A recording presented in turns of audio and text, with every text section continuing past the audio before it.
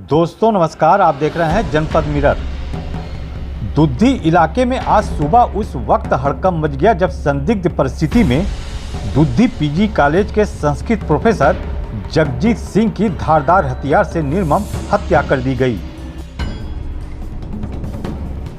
घटना के बाद पुलिस महकमे में भी हड़कंप मच गया।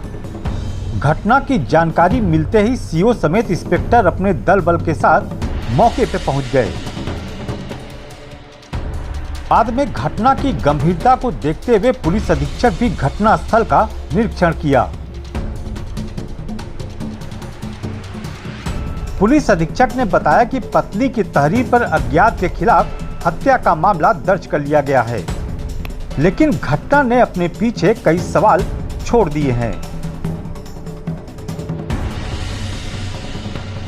बड़ा सवाल तो यह है कि जिस कमरे में प्रोफेसर की हत्या की गई उसके सटे कमरे में पत्नी व बच्चे सोए हुए थे। आखिर इतनी बड़ी घटना की जानकारी आखिर उन्हें कैसे नहीं हुई? इसके अलावा सबसे बड़ा सवाल ये भी उठता है कि आखिर हत्यारा उस कमरे तक पहुंचा कैसे और घटना को अंजाम देकर आखिर कैसे आराम से निकल गया। साथ ही एक बड़ा सवाल ये भी खड़ा होता है कि ठंड में प्रोफेसर के तन पर कपड़े क्यों गायब थे। इन तमाम पहलुओं पर पुलिस जांच करेगी। फिलहाल पुलिस अधीक्षक ने उम्मीद जताई है कि जल्द खुलासा कर दिया जाएगा।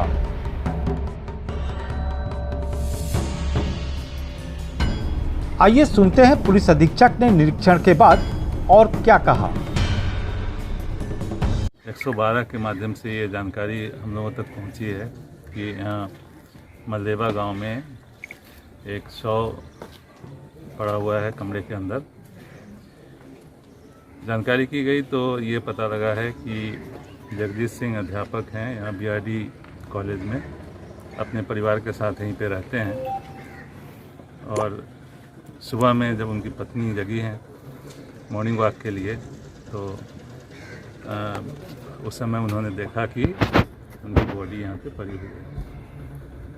उनके चेहरे पे और गले पे धारदार हथियार का निशान है। कुछ संघर्ष भी किया गया है। शरीर के निचले हिस्से पे कपड़े नहीं हैं और इनके परिजनों से बात हुई है तो पत्नी की तरफ से अज्ञात में हत्या करने की तहरीर प्राप्त हुई है। हमारी पूरी टीम यहाँ पे आई हुई है। ये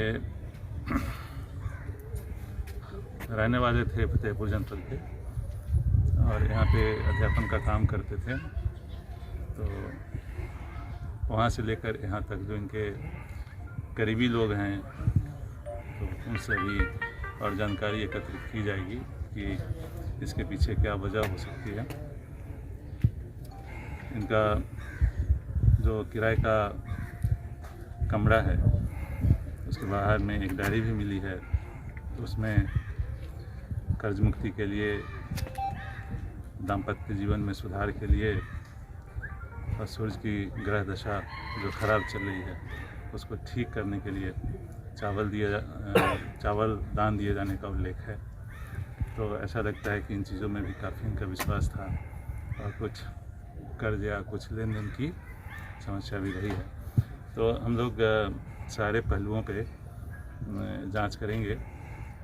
इनकी पत्नी द्वारा बताया गया है कि ये परिवार तो इनका सो जाता था लेकिन ये काफ़ी लेट तक बात करते रहते थे और अंत में ये सोते थे। तो कमरा भी बाहर से खुला ही रहता था।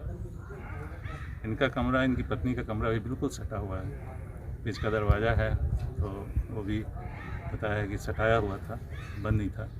अंदर में 2 लड़कियां और उनकी पत्नी सो रही थी तो उनको भी कोई जानकारी नहीं मिली है। सुबह देखा उन लोगों ने। तो सारे पहलुओं पे हम लोग छानबीन जांच कर रहे हैं और इसमें जो अज्ञात अभियुक्त हैं उनके विषय में जानकारी एकत्रित करके केस का खुलासा किया जाएगा।